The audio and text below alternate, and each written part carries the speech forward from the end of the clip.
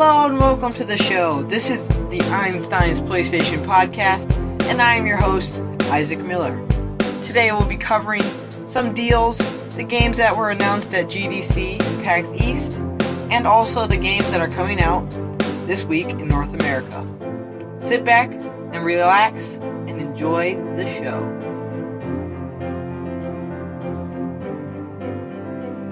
So to start off, we're gonna mention the games that are coming out this week in North America. DMC Devil May Cry Definitive Edition, Scram Kitty DX, and Sniper Elite 3 Ultimate Edition. Two of these releases are remasters, with both DLCs and, in the case of Devil May Cry Definitive Edition, running at 60 frames per second, 1080p. For our deals, we have 4 games. Bloodborne is a pre-order for $60, and from Dell, where you can get a $25 Dell e-gift card. And then from Amazon, we have 3 games. Trials Fusion for $20, Assassin's Creed Unity for $29, and Diablo 3 Ultimate Evil Edition for $30. Now, we're going to cover the games announced at GDC and PAX East. So, to start off our list, we have Seasons After Fall, Super Dungeon Bros, Rock Band 4, Moon Hunters, Hearthforth Alicia, Wolfie the Red Hood Diaries, Four-Sided Fantasy, The Swindle, Submerged, Hue, Reflections, and eventually Elite Dangerous. So without further ado, let's jump right in to our weekly topic.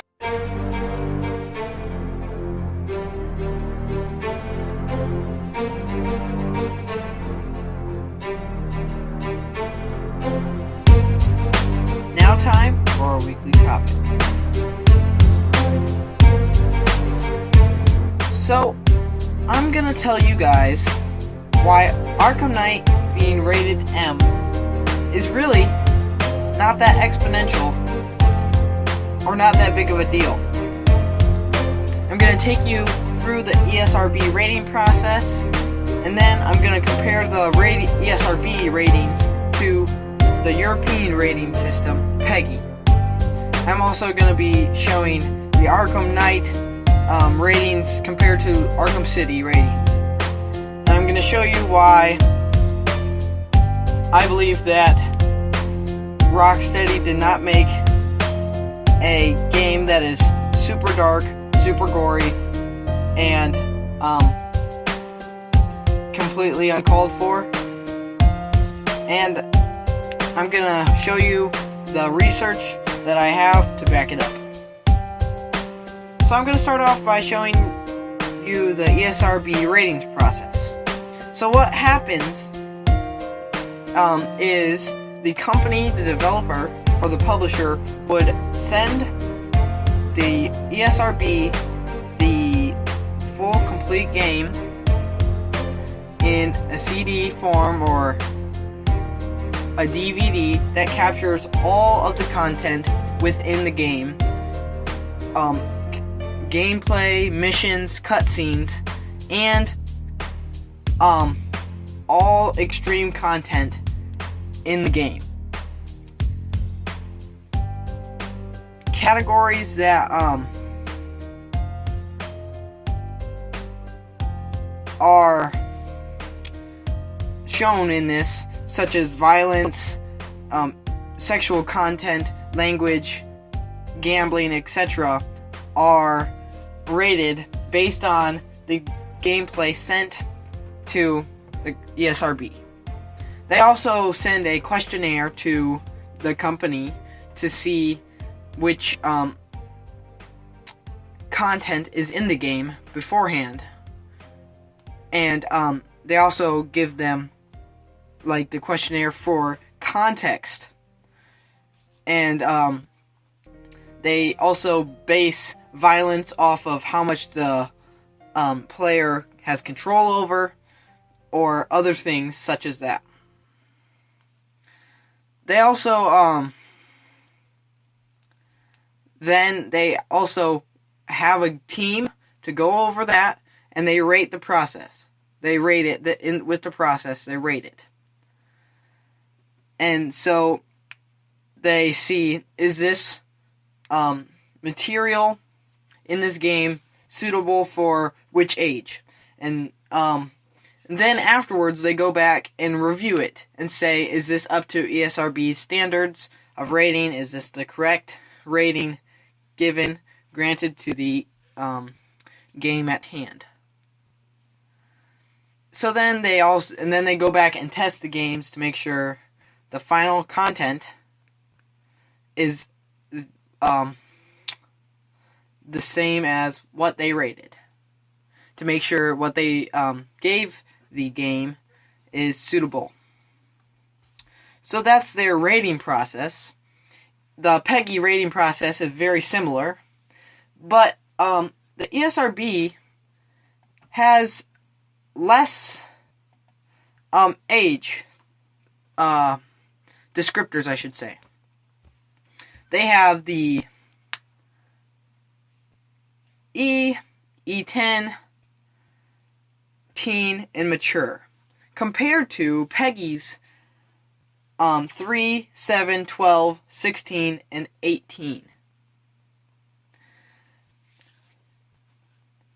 The fact that the ESRB does not have the number of rating systems is also that's where I got the first red flag that, hey, wait, something's different here. And they do not compare evenly. So now that you have the context of the ratings, I'm going to show you the Arkham Knight rating. I'm going to read this right off of the ESRB site and the descriptors, and then I'm going to compare it to the Arkham City and those descriptors. So Arkham Knight, which received a M rating of mature 17 and up. The descriptors are blood, language, suggestive themes, and violence. Okay, now we're going over to Arkham City.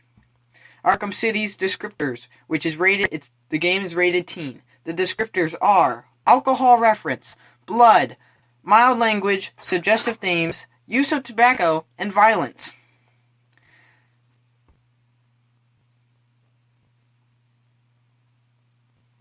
Arkham City has 6 descriptors. Arkham Knight has 4 descriptors. Arkham City has the same exact descriptors as Arkham Knight and some. Essentially, it's the same.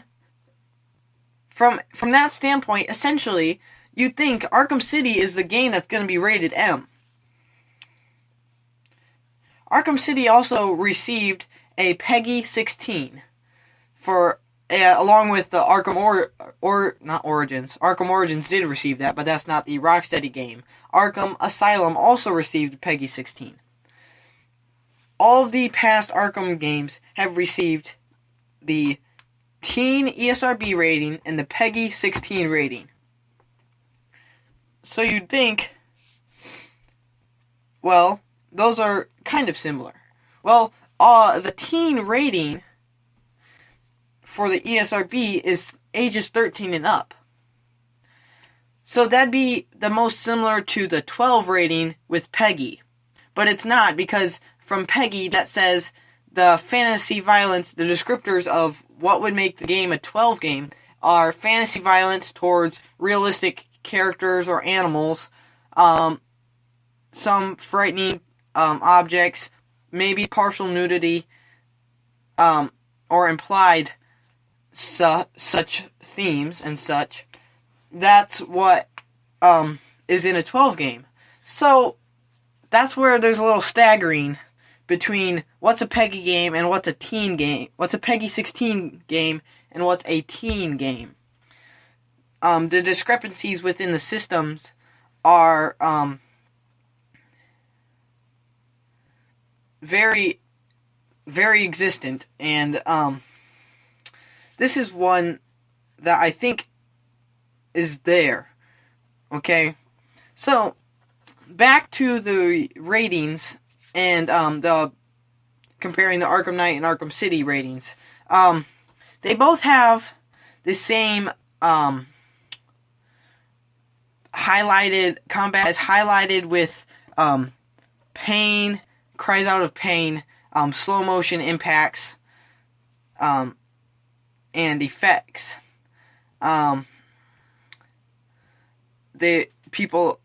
Batman is using gadgets, melee combat, punches, kicks, batarangs, explosives, smoke, and grappling hooks, and such. And those are very similar. There's also pools of blood in crime scenes or in a certain area. Blood on spots of blood. In combat, blood is almost non-existent. Although it is there, it is very minimal in both. There is also as similarities. There are also the same exact words almost are in mild language. The same exact words are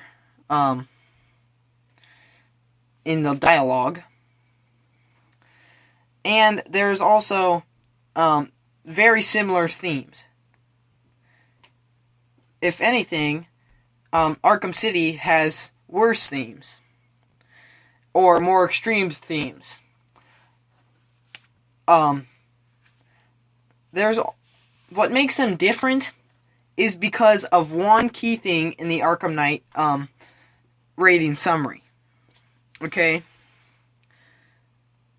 It says here, this is a direct quote from the rating summary from ESRB. It says, some sequences allow players to use tank-like vehicles with machine gun turrets and rockets to shoot enemies. A vehicle's wheels are also used to torture an enemy in one sequence. Cutscenes depict characters getting shot on and off camera while restrained or unarmed. That is what makes the difference between the Arkham Knight and the Arkham City. Right there, plain and simple. Arkham Knight, here's where the shocker comes from. Okay? So theoretically, Arkham Knight and Arkham City are the exact same game, and they should receive the same exact rating. And then when you look back and you check PEGI, Arkham Knight is rated PEGI 16. Which is confusing because I thought mature games are supposed to be rated PEGI 18. Because there's a huge difference between 16 and 18. As long as when it's related to the PEGI rating system.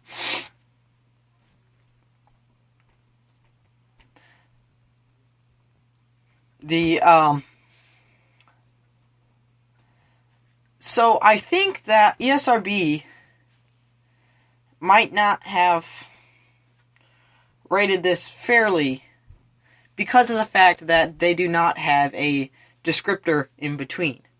The teen and the mature, there's a huge gap in between those. Although people like to blur the lines, it's because they don't have the resources to fix this. So what ESRB needs to do is to place a 15 or 16 rating.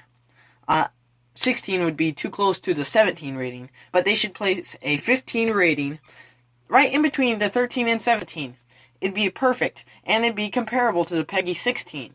That way, when there's games that aren't theoretically different from each other, such as Arkham City and Arkham Knight, maybe Arkham Knight is scaled up a little bit.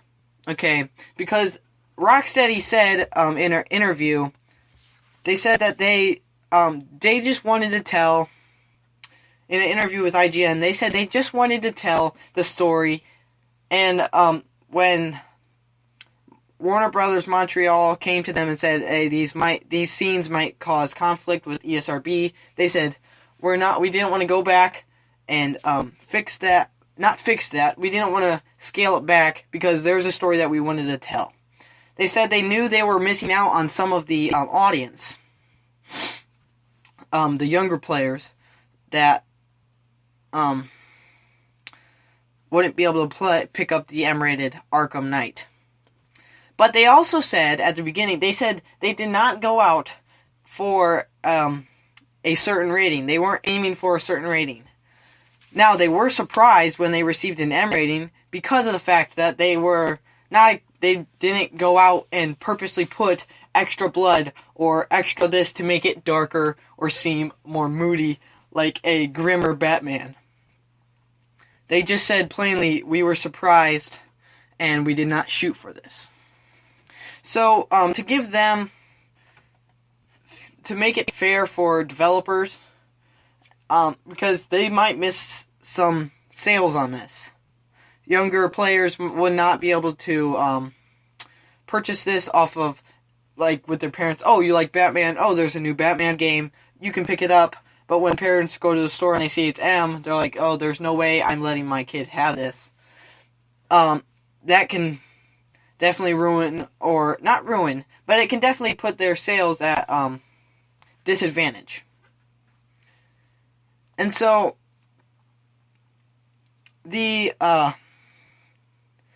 just how the ESRB is related to the PEGI is not a fair view of what the game actually contains. I think that for the industry moving forward, we need that descriptor right in between the 13 and the 17 age for the ESRB to head forward to accurately rate these games. And so that would be very helpful for parents buying games, and it can also be helpful for developers and who they want to reach, who's their target audience is. And they give them the ability to reach that a higher target audience, or reach that certain target audience without any problems. So thank you for listening to this week's episode of Einstein's PlayStation Podcast. If you want some more PlayStation 4 news, please visit our website, einsteinsplaystationplayground.wordpress.com. We also have, if you're watching this on YouTube, please subscribe and press a like on this. And I'm your host,